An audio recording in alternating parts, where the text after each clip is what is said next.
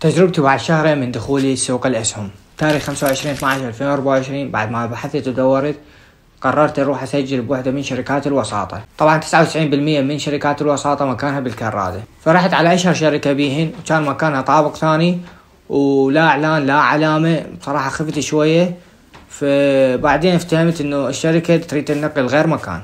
ورا ما سجلت قالوا أسبوع يتفعل حسابك، بس طول أسبوعين تقريبا يلا تفعل حسابي.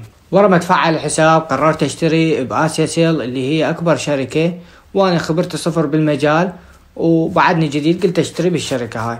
ردت اشتري بس كان اكو مشكلة بالتفعيل، راسلت الدعم وما قصروا وياي، ساعدوني هواي واشتريت وراها. اشتريت تقريبا ب50,000 وكانت هاي أول شروع لي. ورا هذا الفيديو توقعت انه تصعد الأسهم فاشتريت ب100,000 همين. وكانت بذيك الفترة فترة نزول بداية سنة جديدة، الناس ما تعرف الأوضاع، فاشتريت بوقتها وهسه صعد السهم. وهذا ملخص اللي صار هالشهرين اللي فاتت. لأن بعدني فريش بالمجال راح اسوي لكم سلسلة بالفترة الجاية، كانت من جلسة مع ست تمار حسين اللي هي خبرة 15 سنة بهالمجال، وش اتعلم شي جديد راح اطرحه بهاي السلسلة.